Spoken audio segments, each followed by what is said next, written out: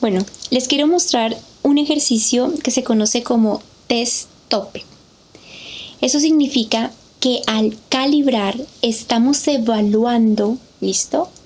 Puro evaluando lo que estamos viendo, lo que estamos escuchando, lo que estamos percibiendo, los estados emocionales de las personas. Y quiero darte un regalo.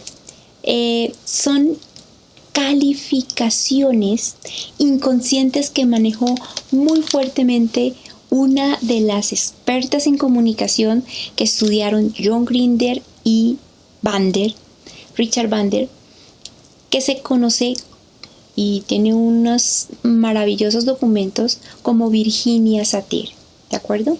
Entonces ella nos invita, ¿sí?, en ese primer momento que es calibrar. No estoy haciendo absolutamente nada más, sino observar el movimiento, la sensación, el tono, y estoy infiriendo cómo se siente una persona, ¿ok? Pero ella nos da 4 perspectivas, ¿sí?, de interacciones de personas azules, amarillas, verdes y rojas. Y ella le coloca unos códigos lingüísticos como: cuando tú calibras, existen personas que son apaciguadores. Esta palabra viene de tranquilizar, calmar los ánimos. ¿Listo? Y quiero compartir contigo, ¿sí?, una calificación o una forma de interaccionar que nos puede dar información de cómo es que concilia en el inconsciente esa persona. Mira, las palabras conciliadoras que usa un apaciguador es: de acuerdo, lo que decidas está bien, pero no lo dice por cumplir, sino que es visceral, instintivo. ¿Me explico? La persona que apacigua no le gusta el conflicto, entonces generalmente las palabras que usa son esas: está bien, de acuerdo, dale, adelante. El mensaje postural, y eso es algo que quiero compartirte, es como desvalido, como no sirvo para nada. Escúchame bien lo que te estoy diciendo. Entonces sus hombros, su lenguaje corporal se encorva, tiene este movimiento, mira hacia abajo, ¿sí? El tono de voz es como de quejarse, ¿sí? Y es como un timbre agudo, ¿ok? Calificativos: sí, solamente sí, tan solo, incluso. Utiliza verbos como podrías, deberías, tendrías. Cuando tú escuchas esas palabras, estás frente a una persona que en su inconsciente usa esta estrategia de comunicación que es apaciguadora. Eso no es bueno o malo, sencillamente te quiero dar una brújula para que entiendas la psicología de quien está al frente. Y existe un interior o diálogo mental, se le llama interiormente o diálogo interno, que usa el apaciguador, y es: me siento como si no fuera nadie. Sin él o ella me muero y no sirvo para nada. Entonces, claro, está hablando, y vamos a ver esto muy profundamente, de heridas emocionales que tiene la persona. El apaciguador, o sea, esto no es ni bueno ni malo, sencillamente es una forma que ellos tienen de abordar conflicto. Cede tanto que se desdibuja, ¿me entiendes? Y entonces, al no tener límites claros, ¿sí?, o exigirlos, se desdibuja, y entonces el inconsciente dice lo que sea por tal de no tener el conflicto, lo que sea por, entre comillas, el amor de una familia, el amor de una persona. Y eso es una manera de interpretación, ¿sí me comprendes? Terapéuticamente nunca nosotros decimos si eso es un error o un acierto, solo que los resultados de comunicación son los que definen si eso fue asertivo o no. Te comento esta forma de comunicación para que entiendas que existen personas, ¿sí?, que no les gusta el conflicto y buscan patrones que se llaman de apaciguadores. Ok. Existe otra persona que ante el conflicto, y esto es pura calibración, ¿listo?, es distractor alternante. Esto lo puedes hacer sin hablar, solo observar cuando llegas a un grupo. Está el apaciguador y está el distractor alternante. Es un inconsciente que en su forma de comunicación se comporta de esta manera. Tú cerrando el pico y comienzas a observar cómo las personas reaccionan ante no hay café, ante no sabemos si se cumple el horario, la llegada de las personas. Por eso esto es súper importante cuando estás trabajando en grupo, llegar antes del grupo, dejar todos tus equipos o las cosas que tú necesites y salir del escenario de, por ejemplo, de profe o director y sentarse donde ellos se van a sentar y ser uno solo, pero guardar silencio y observar.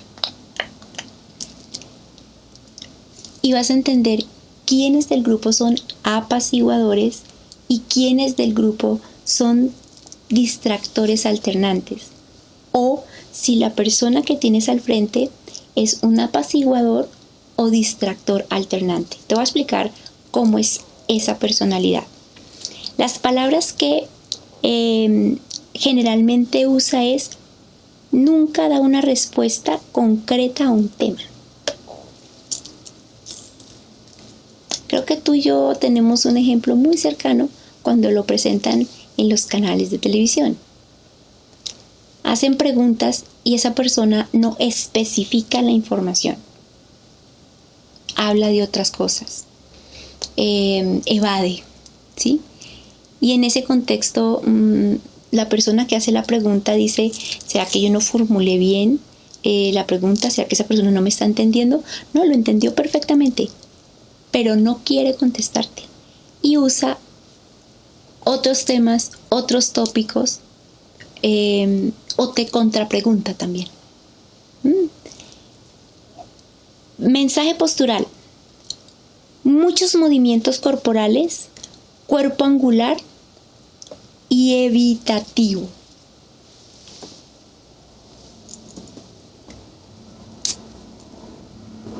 Están hablando y hace esto, se recuesta,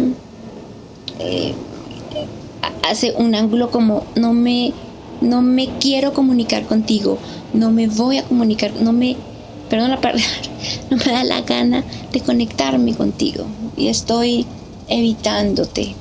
No hay contacto visual, ni siquiera hay una muestra corporal de interés. ¿Okay? Tono de voz: es una voz, como dice aquí, salmodiante. ¿Eso qué significa? Que no es persistente, sube, baja el tono de voz, es más profunda, es más superficial. Y dice: las expresiones faciales son fuera de tono. Si todo el mundo está sonriendo, él está triste. Si todo el mundo está triste, él está alegre. O sencillamente tiene su expresión corporal sencillamente neutra, y quiero que entiendas esto, contraria a la psicología grupal. Si tienes a una persona al frente que se conoce como distractor alternante, esta persona corporalmente muestra que no le interesa conectarse en diálogo contigo. La voz interna dice: a nadie le importo y no vale la pena conectarme o comunicarme con nadie. Lili, ¿eso es bueno o malo? No, son formas de conectarse con el mundo, de comunicarse con el mundo. Y nuevamente aquí la respuesta en neurolingüística es: eso es estratégico para tu vida, te está ayudando a conseguir tus metas, tus objetivos, tus logros. ¿Tienes herramientas para comunicarte más eficientemente? Ahí ya tienes la respuesta. Y entonces valdría la pena hacer transformaciones.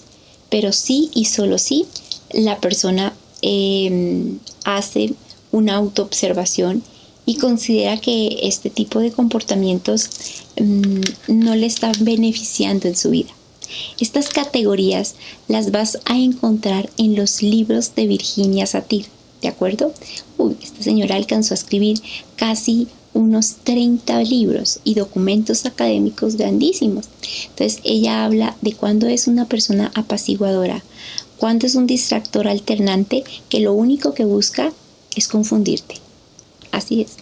Y estar ahí, hacer presencia, por ejemplo, en un grupo, distraer a las personas, distraerse él e irse. En el fondo esta persona no se quiere comunicar con nadie. Existe otra personalidad que se llama acusador, ¿de acuerdo? El acusador, en su inconsciente, tú calibras cuando lo ves interaccionar con otras personas o cuando habla contigo. La forma de conectarse siempre es: nunca nadie hace algo bien y yo tengo que interferir y meter mano para perfeccionar los procesos, porque es que, caramba, nadie me es suficiente. Dice: ¿qué es lo que te pasa? ¿Por qué no haces las cosas, entre comillas, a la mayor perfección? Y me toca a mí, entre comillas, introducirme y ayudarte o cuestionarte en un proceso, por ejemplo. Generalmente la persona acusadora, más que distrae, entra cuestionando, entra evaluando y a veces sin tener toda la información. Ese es el acusador puro, ¿listo? El mensaje postural: aquí mando yo y no me importa hacer lo que tenga que hacer para mostrar que yo aquí mando y que nadie me va a direccionar. Así no sepa de lo que estoy hablando, no me importa. Voy a acusar a alguien y siempre hay algo así como un sensor de señalamiento. Hay gente que en su inconsciente funciona de esa manera. ¿Eso es bueno o malo? Depende. Puede ser una estrategia que, nuevamente te digo, si eso le está ayudando a la persona a tener paz, a generar sus logros y sus metas, pero si eso no le está ayudando a la persona a conseguir sus logros y sus metas, pues sería más apropiado reevaluarlo y hacer toda una transformación mental, emocional y lingüística al respecto. Temas complejos, ¿cierto? Acusador. El tono de voz es tensa, es dura, es tiránico, irónico, y es, no sé cómo expresarte, pero él corta todo lo lingüísticamente que quieras hablarle. Entonces hablar con una persona acusador es como con pinzas, porque siempre está en ese modo de cuestionar, de chocar, de juzgar, de acusar, ¿sí? Entonces es tenso, no puedes estar relajado con esa persona. Enseguida el inconsciente le dice: ay, pucha, estoy con un samurái aquí con 7 espadas, una cosa así.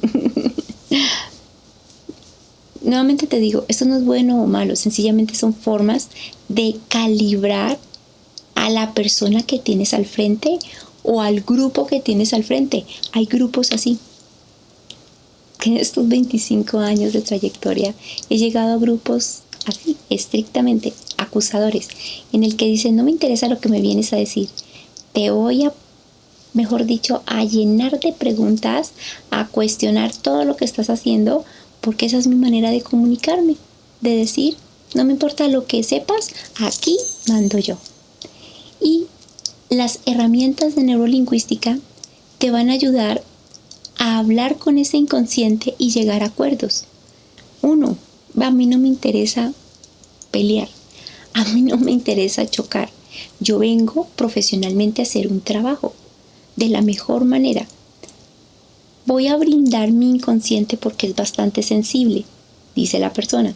Entonces podemos hacer un juego cognitivo, mental, emocional, energético, físico, para que el inconsciente imagine como si estuviera en una burbuja, como si se colocara unos escudos y con anterioridad le podría decir al inconsciente: hey, mano, nos toca irnos con escudos muy poderosos porque nos van a dar dardos. Y no es que te estés programando para algo malo, no, porque sabes que el grupo va a ser acusador, punto. O llegas y con las preguntas y la sensación tensa, tú dices: órale, ahí sí como el cuento, dicen los mexicanos, nos toca colocar el traje blindado. Y nada pasa, ya. El acusador, cuando técnicamente no le das energía, no le gastas energía, se calma y termina siendo, mejor dicho, tu mejor amigo, tu aliado en un curso, en una reunión, en una conversación. Ahora, si esa persona la tienes al frente, las preguntas que hacen siempre son de corte negativo. ¿Que tú no puedes? ¿Es que tú no sabes? ¿Es que tú no tienes la capacidad? ¿Te regalaron el título? Ellos tienen esas frases fuertes. Es que no sabe, mano, es que es básico. ¿Cómo es posible que tú no lo manejes? Ese tipo de frases, cuando tú las escuches, tú dices: wow, estoy frente a una personalidad que es acusador. ¿Eso es bueno o malo? Nuevamente te digo, son estrategias de comunicación que Virginia Satir dice: hijos, mira, esto lo van a ver en todos los escenarios de la vida.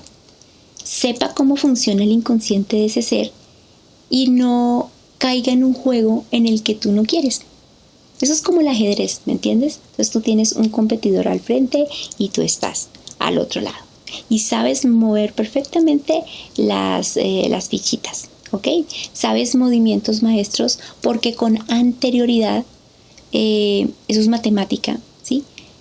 Y son juego de probabilidades. Entonces, si mueves puedo mover este o aquello, y entonces tengo un subprograma.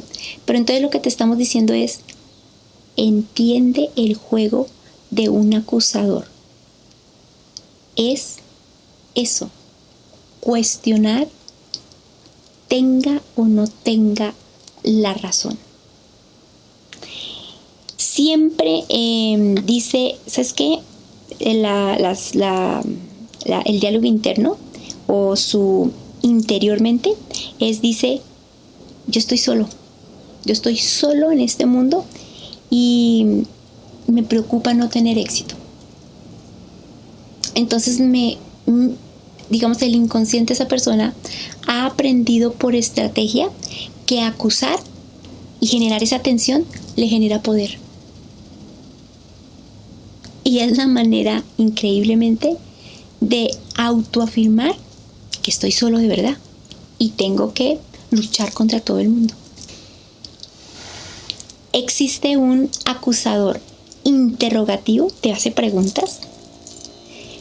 Y también existe un acusador que genera intimidación. Es intimador. Entonces, más que hacerte preguntas, genera escenarios de tensión, de miedo, de incomodidad, porque eso le trae poder en la comunicación. Entonces, cuando tú sabes que estás frente a ese tipo de personalidades, dices: ok, esta persona hace toda esta estrategia para tener poder y control. Vamos a hacer un repaso acá. Existen entonces 3 como formas de comunicación que podemos, digamos así, observar en un proceso de calibración. Entonces me dice: hey, existe alguien que apacigua, alguien que dice cálmese, cuando esta persona no sabe colocar límites, se puede desdibujar. ¿Quién de los 4 colores podría caer en esta programación? ¿Quién dice, ay, no quiero lío, ¿sabes qué? Hágale, hagámoslo y cede? ¿Quién de los 4? Piénsalo un poquito. Si tiene que ceder, tiene que ser el hemisferio derecho. El izquierdo no lo hace. Y si tiene que ceder, tiene que de una u otra manera no luchar por ese liderazgo. Rojo kinestésico. Es importante que tú lo sepas, porque si manejas este color, puedes en el inconsciente, ¿sí?, buscar siempre apaciguar. Y está chévere, o sea, es una estrategia. Lo que Virginia Satir te diría es, oye, por favor, en esa apaciguar, pon límites, porque si no te vas a perder. Interesante. Pero también existe alguien que es distractor alternante, ¿sí? Y no te va a dar una respuesta tan concreta. Y te va a cuestionar y se va a salir por la tangente y dice, yo soy espíritu libre. No, esto aquí, yo vengo en el buen sentido de la palabra, yo vengo por cumplir, porque finalmente si se hubieran hecho finalmente si nos hubieran dicho esta reunión de manera virtual, había sido hasta más divertido. ¿A quién le importa 5 lo que piensen o lo que perciban de él? Finalmente dice, ay, yo estoy aquí entrando y saliendo, en el buen sentido de la palabra, pero pues esta reunión en la que estoy, a veces no me comprometo con esto. ¿Quién de esos colores puede ser así? Correcto, el amarillo. El amarillo a veces, cuando no le encuentra como sentido a la reunión o a la conversación. El amarillo cuando dice en el nombre, en el buen sentido de la palabra, es un chiste, en el nombre de Dios bendito, como que, ¿para qué estamos acá?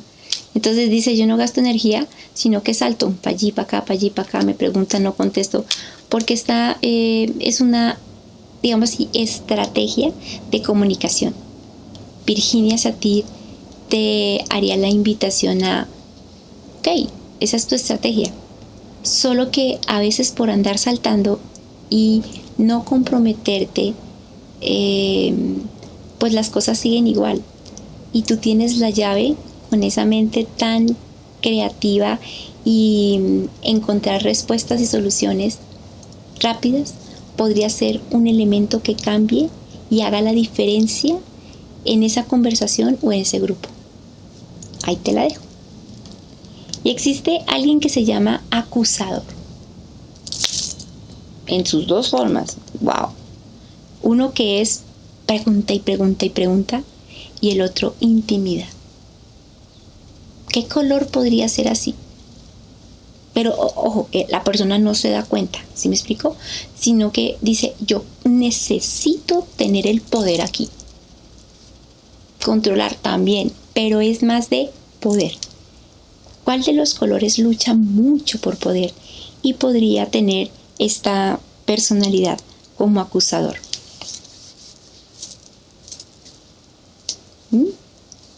¿Un azul o un verde? Probablemente un azul.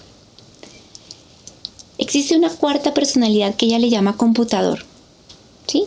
Entonces te dice cifras, datos, mejor dicho, te lo leo. Es una persona que es monótona, seca, abstracta, su lingüística y su comunicación es bastante como cuadrada, ¿listo? Es inteligente claramente y utiliza mucho los formatos de palabras muy pensadas, adecuadas. El mensaje postural, soy tranquilo, soy recogido, soy atento, soy educado. Su voz interna es como necesito, no solamente, a ella no le interesa el poder, el control le podría estar enseñando al inconsciente de me siento medio muerta o medio muerto, porque del todo no me voy a comprometer. Por ejemplo, una persona visual, si tú le quieres dar, o verde, ¿sí? Sobre todo ella, si tú le quieres dar un beso apasionado, dice, rico, pero no me vaya a espelucar, no me vaya a dañar el blog. Y la persona que está al frente dice, ¿en serio? Pero pues está en ese formato. Finalmente, elimina objetos de los verbos. Oiga, ese está bien molesto. Ya sabe a qué horas, ¿no? Ni le digo. Entonces quita a veces información lingüística. Y finalmente, dentro de su inconsciente, está diciendo me siento vulnerable y no quiero fallar. Y por eso me vuelvo computador. Me das información, te doy información, pero hasta ahí. No me involucro. ¿Eso es bueno o malo? No. Sencillamente quiero que tengas una información que aunque Virginia Satir nació hace años, muchos años, antes de salir toda la experimentación de preferencias cerebrales, ella ya tenía estos mapas y tenía perfectamente definido cómo son estas personalidades y le dice, tenga nota mental para cuando hagas rapport.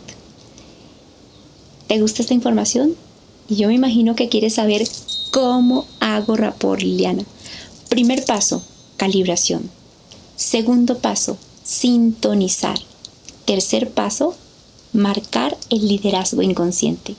Sigue viendo y te digo cómo es que hacemos estos rapports.